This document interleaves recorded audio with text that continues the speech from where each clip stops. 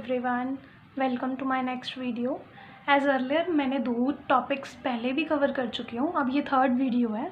तो इसमें अब हम इरेशनल नंबर्स के बारे में पढ़ेंगे। जैसे मैंने आपको पहले बताया था कि रियल नंबर्स जो हैं वो रैशनल और इरेशनल दोनों को मिला के कम्प्लीट होता है। तो इस वे से जैसे रियल नंबर है हमारे पास, उसको मैंने 2 पार्ट्स में डिवाइड किया था, रैशनल एंड इरेशनल। तो रैशनल के बारे में मैं आप लोगों को पहले बता चुकी हूँ, अभी इरेशनल की बारी है। इरेशनल में हम क्या करते हैं, सबसे पहले इरेशनल नंबर्स होते क्या हैं? The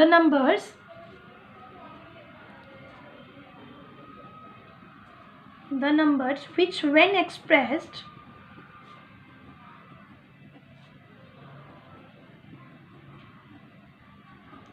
in decimal form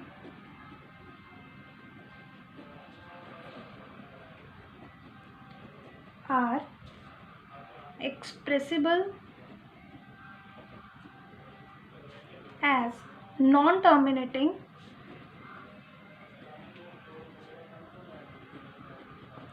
and non-repeating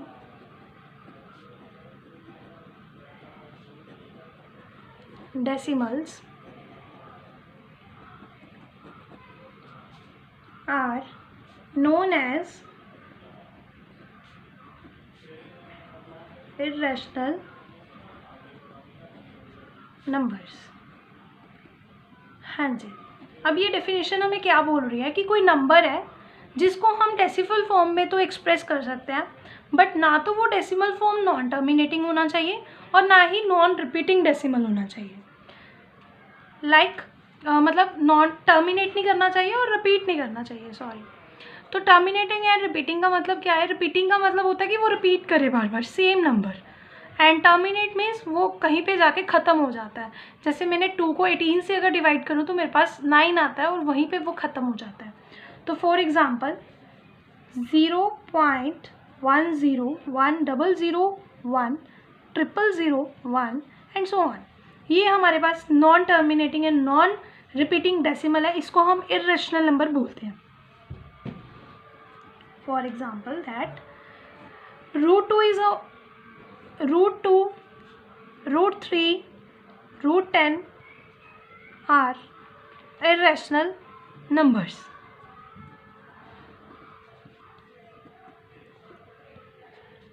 जितने भी नंबर्स हैं ये रूट की फॉर्म में, जिसको हम √4 परफेक्ट स्क्वायर है, जो परफेक्ट स्क्वायर नहीं होते उसको हम इरेशनल नंबर बोलते हैं। 22/7 इज अ रैशनल, क्योंकि ये कहीं पे जाके हमारा ख़त्म हो जाता है, but pi is an irrational number. इस चीज़ का ध्यान रखना, पाई इरेशनल है बट पाई की वैल्यू रैशनल है। हाँ जी, तो इन्हीं चीज़ों के ऊपर इरेशनल नंबर प्रूफ करने के लिए क्वेश्चन आता है, जैसे √3 is an irrational, √2 is an irrational, हमें इसको प्रूफ करना है। तो वो प्रूफ करने के लिए हम अगला करते हैं स्टार्ट एग्जाम्पल।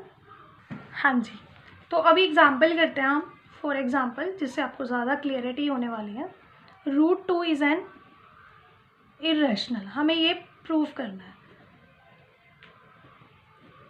तो हम क्या करेंगे, सबसे पहले अगर √2 इरेशनल है तो हम जो प्रूफ करना है तो हम इसका कॉन्ट्राडिक्शन लेके चलेंगे, इसका उल्टा।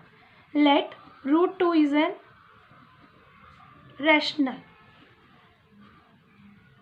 √2 इज एन रैशनल नंबर। तो अगर ये रैशनल नंबर है तो मीन्स ये किसकी फॉर्म कर रहा है? P/Q की, P/Q की फॉर्म कर दिया हमने। स्क्वायर को ख़त्म करने के लिए स्क्वायरिंग कर दी दोनों साइड पे, स्क्वायरिंग ऑन बोथ साइड। तो हमारे पास बन गया 2 इज इक्वल्स टू P/Q²/Q²।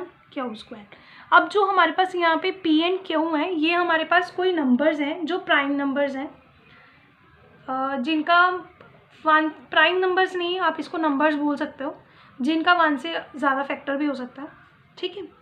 अब ये हमारे पास क्या बन गया, Q² को मैं ऊपर ले गई, P²/2 मीन्स 2 डिवाइड्स कर रहा है किसको?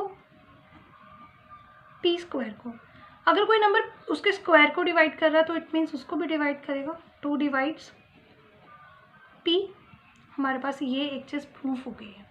उसके बाद हम क्या करते हैं, हम लेट करते हैं P is equals to 2C, 2C ले लो, 2R ले लो, कुछ भी ले सकते हो, ये कांस्टेंट टर्म्स है। अब हमने दोनों साइड, अभी इसको हम इस इक्वेशन में पुट कर देते हैं। इक्वेशन नंबर 1 दे दो इसे, इसमें पुट किया तो 2 इज इक्वल्स टू 2C का square upon Q square. It means 2 is equals to 4C square upon Q square. तो अगर इसको इंटरचेंज करूँ तो Q square upon is equals to 2C square बन जाएगा मेरे पास। तो इसके बाद मैं ये लिख सकती हूँ कि मेरे पास बन गया C square is equals to Q square upon 2। ये चीज़ हमारे पास क्या आई है कि हमने इसको 2 को नीचे ले आई, Q स्क्वायर को इधर ले आया, थोड़ा चेंज करके हमने ये चीज़ बना ली है। अभी जैसे C square is equals to Q square upon 2 आ गया आपके पास, तो सेम हम इसको ये लिखेंगे 2 डिवाइड्स कर रहा है हमारा Q स्क्वायर को, तो 2 आपका Q को भी डिवाइड करेगा, 2 डिवाइड्स Q। तो जब P एंड Q आपके पास कोई रैशनल नंबर था, तो हम अब इससे क्या बोल सकते हैं कि P and Q have one more common factor.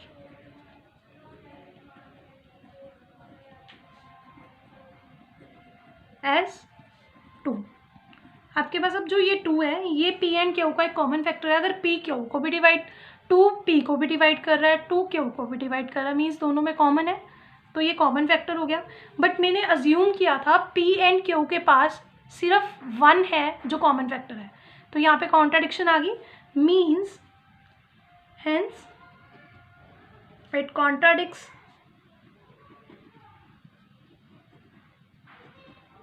our supposition।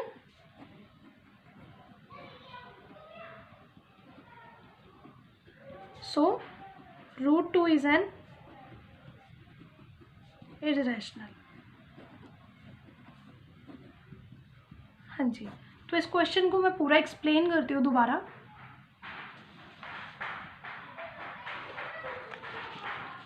Starting में हमने किया रूट 2 इज एन इरेशनल। जब आपके पास ये गिवन था, आपने इसको स्टेप 1 करना है कि इसको रैशनल सपोज कर लेना। रूट 2 इज इक्वल, अगर रैशनल नंबर है तो P अपॉन Q होएगा, और यहाँ पे आपको ये चीज़ मेंशन करनी है, P and Q have only 1 as a common factor. यहाँ पे मैं 1 क्वांटिटी नहीं बता रही हूँ, ये नंबर है कि 1 कॉमन फैक्टर है दोनों में, 1 as a common factor. Squaring किया हमने दोनों साइड, तो 2 is equals to P square upon Q square आ गया। अब Q स्क्वायर को मैं उधर लेगी तो ये मेरे पास बन गया कि 2 इसको डिवाइड कर रहा है P स्क्वायर को, तो ट्रू P को भी डिवाइड करेगा। उसके बाद हम लेट करते हैं कि P हम प्रूफ कर चुके हैं, तो इसके बाद हम P को करेंगे 2C। अगर यहाँ पे हम रूट 3 को सॉल्व कर रहे होते तो यहाँ पे हम P की वैल्यू क्या लेते, 3C।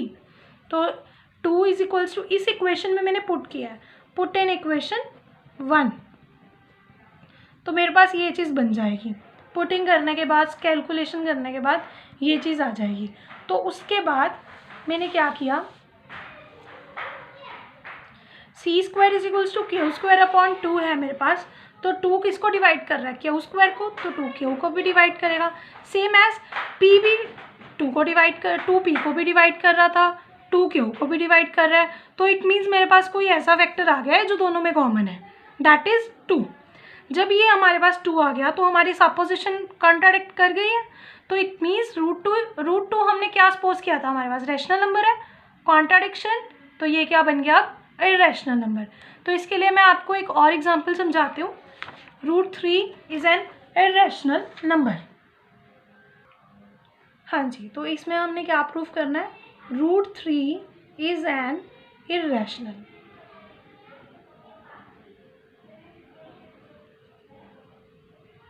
तो इसमें भी हम पहले इसको 3 स्टेप्स में, आप लोगों को क्लैरिफाई के लिए मैं इस चीज़ को स्टेप्स में डिवाइड कर रही हूँ। स्टेप 1, सबसे पहले हम इसको सपोज कर लेते हैं. Let us suppose √3 is an rational. अगर ये रैशनल है तो मैंने √3 को क्या ले लिया, P/Q. ठीक है. अब यहाँ पे P एंड Q क्या था, P and Q have only one factor,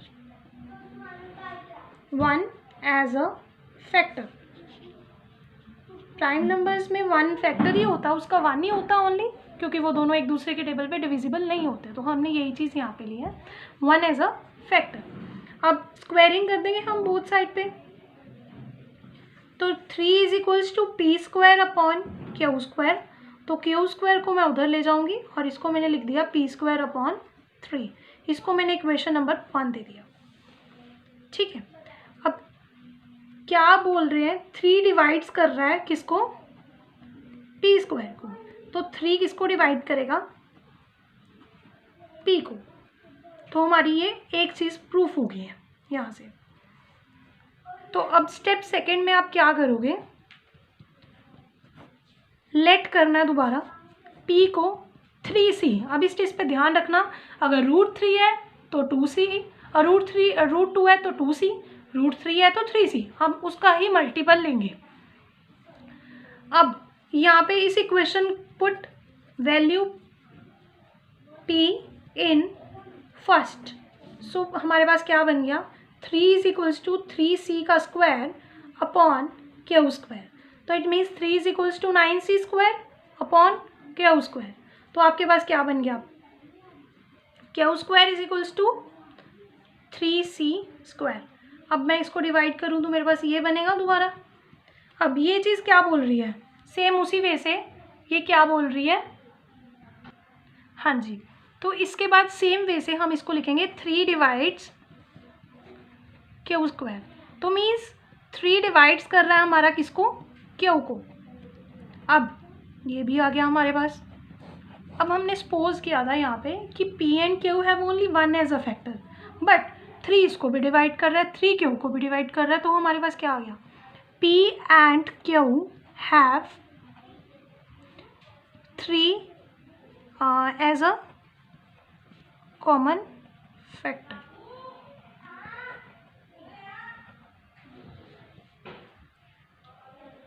three as a common factor. यहाँ पे हमारी सपोजिशन रॉन्ग होगी, hence our supposition is wrong.